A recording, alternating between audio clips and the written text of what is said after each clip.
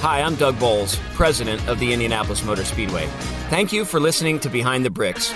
We're excited to bring you this exclusive and entertaining content about the world's greatest racetrack. Keep listening, and I hope you enjoy this episode. Hey, Indianapolis Motor Speedway fans, Doug Boles here with you, coming from the front stretch of the Indianapolis Motor Speedway, the place we all love so much as we get ready for the 106th running of the Indianapolis 500 presented by Gamebridge. You can hear the noise above us. We can't stop working even though we're filming because we wanted to be ready for you guys. Today's special treat on Behind the Bricks, we have three-time Indianapolis 500 winner, four-time NTT IndyCar Series champion Dario Franchitti here with us. To be honest, we're a couple days ahead of the oval test that's coming up. It's a little cold, so that's why he's in a jacket. I once again forgot mine, so we may have to take a break inside here in a little bit. But Dario, thank you for joining us. This is great to have you here. Pleasure.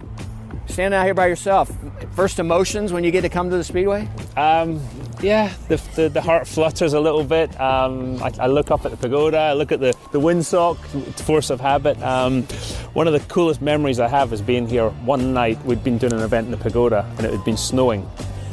And it was, nobody had stepped in any of the snow, and I stood out here on my own and just took in the atmosphere of the place. And it's quite haunting when it's empty. It is. It's pretty cool when it's absolutely full on race day. That's the neat thing about this place. In this state with nobody here, it's got its own personality, and then when it's full, it does too. It's sort of definitely a living thing. So we're standing here about where you would have been in 2002 when you started in 28. You end up finishing 19th.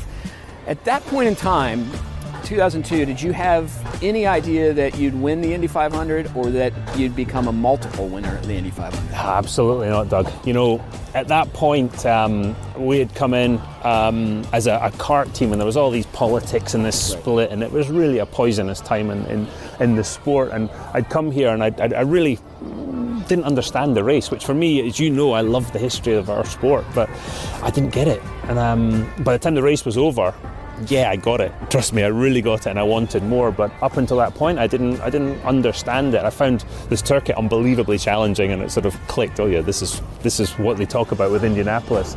But I had no idea. I had no idea that it would become such a big part of my life, and that I would want to win it so much. Only thing in my life I've done, the more I've done it, the more I wanted to do it, the more success I wanted. You know, sometimes whatever you do in life, whether it's jumping out of airplanes, riding motorbikes, whatever, when you do it, you kind of get used to it a little bit.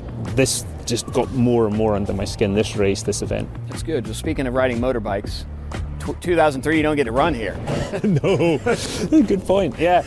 So 2003, I was all ready to go, and I was in Scotland, and I was riding my motorbike, and it invited me to leave. I had an engine failure, and I went over the handlebars and broke my back, and so I had to call Michael Andretti from a field in Scotland, literally lying on my back in a field in Scotland, to tell him that I might not be racing in Motegi, but I would be okay for the 500. And then Dr. Trammell gave me the good news that I wouldn't be doing anything for the rest of that season. And that, I think, to sit over there and watch somebody else, Robbie Gordon, driving my car, that just, I think, instilled that I wanted to do the 500 even more, and I wanted to be successful at it. Well, you obviously, you run 10 Indy 500s, you win 3 of them. The third, you never qualified in the pole, but the front row is a place you like, the outside of the front row. Any advantage, you think, to starting on the outside of the front row versus the inside? Well, not financially. That's true. Right. So, you know, the one year I felt I had a shot was 07, and I'd done the quickest time early in the day, and I sat there and I sat against the wall for most of the day and just watched people take shots at me. And I remember Sam Horner's going down the back straight, having an advantage, and a headwind would blow in, and he didn't quite get it. And then right at the end, Elio went out and beat me. Michael Andretti would not let me go out and do another qualifying attempt, and I told him we can trim the car out, we can go a lot faster. He said, absolutely not. And that was my first win. But I think the qualifying such a different skill set to the race, and I just never quite got it mastered, I would say, and full marks to those people that do. Yeah, I would argue you did. Qualifying on the front row, I think 3 or 4 times is a pretty good record here at the Speedway. You know, I like that sort of high wide line on lap 1, and you know, I led a couple of times from the outside of the front row going down the back straight, and so yeah, it was. I mean, the race was obviously always more important, but qualifying is definitely they say it's the 4 most difficult laps, and they're not lying. So history and tradition is really important to this place. Obviously, you're a student of the history, and Jimmy Clark has a special meaning for you, but were you a student of the history before you started running here, or is that something that developed as you got here as well? Well, it certainly developed as I got here, but that's the odd thing for me because I loved the history of this race before I even showed up, but it just didn't click that first year, 2002, and then it became an obsession. I mean, I have a Jim Clark room at home in my it's known as the I Love Me building. It's full of memorabilia and stuff. But yeah, the traditions, the history of this race, the people who went before, the drivers, the mechanics, the engineers. It's just such a special place. Well, that's one of the things I really appreciate about you is you get the whole thing. So we wanted to start this here because this is kind of where it begins, but up a couple hundred yards in front of us is that yard of bricks that becomes so important for you as it relates to the Indianapolis 500. We've had a handful of 4-time winners now. We got 4 of them, but there's 6 3-time winners. Pretty cool that you ultimately end up getting to be part of that. But all 3 of your wins are a little bit unique, a little bit different. So I definitely want to talk about those. But first, I think we got to go in and get warm and go see where you celebrated your 2007 victory. Let's do it. Let's go on in. And this room right now doesn't look like a whole lot. Usually on race day, it's where the drivers gather before they get introduced to see all of you. But this has a special meaning for you because in 2007, rain-shortened race, your first win. The only Scotsman to win Indy was Jimmy Clark in 1965. That is until today. Tune up the bagpipes. Dario Franchitti will win at Indianapolis. You can't celebrate in the water. You celebrate here.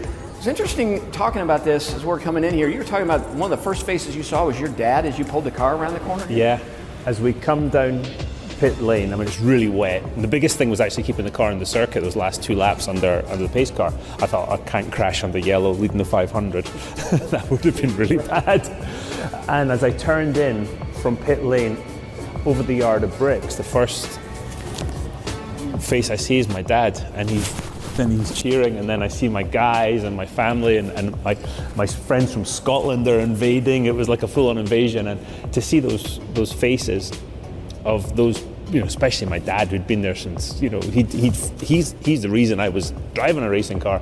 To see that was so cool, and then see the mechanics and the engineers and everybody who worked so hard. And then I pulled in here, and all hell broke loose.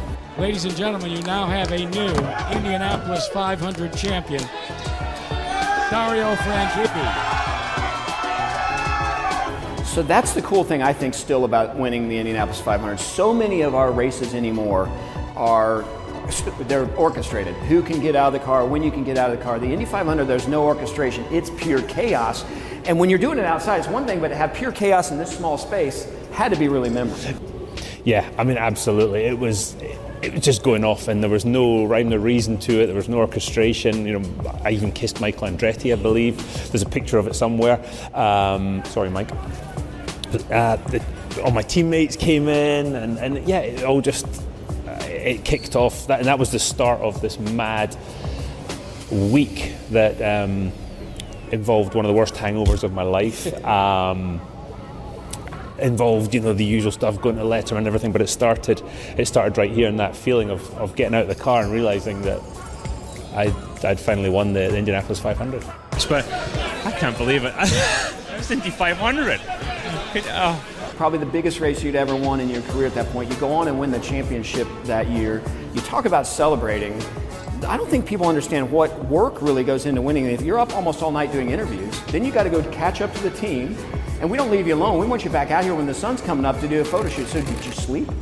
I had 15 minutes sleep, 20 minutes sleep.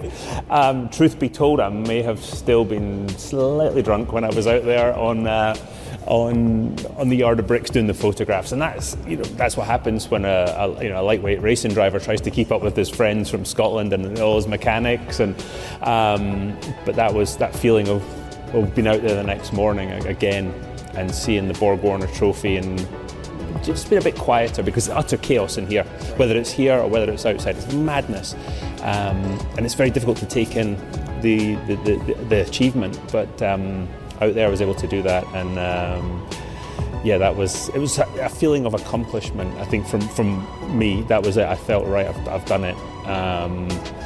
wasn't quite sure I'd ever get to do it.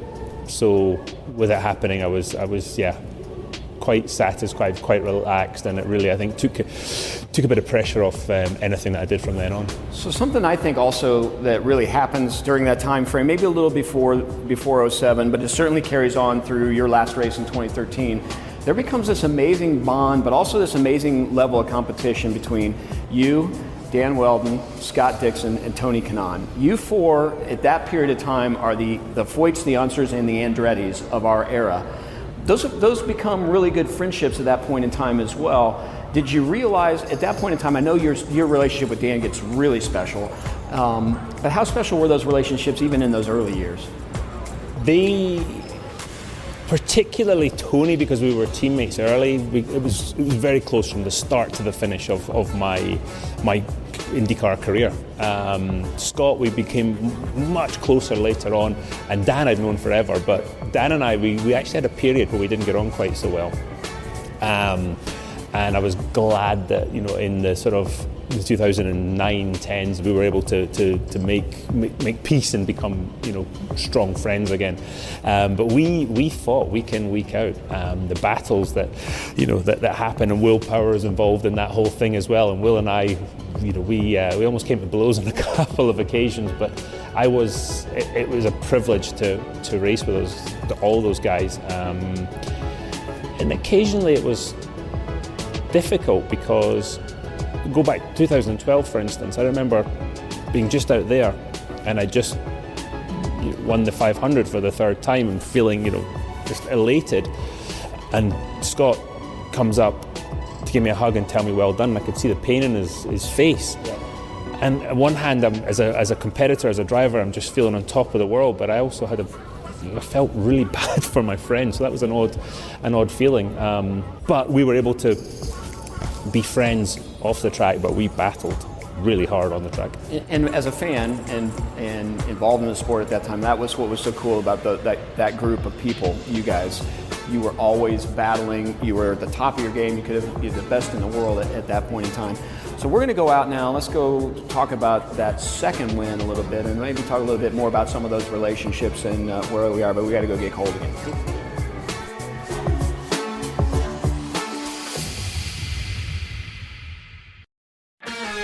Thank you, fans, for listening to this episode of Behind the Bricks. We look forward to bringing you more exciting content about the Indianapolis Motor Speedway soon.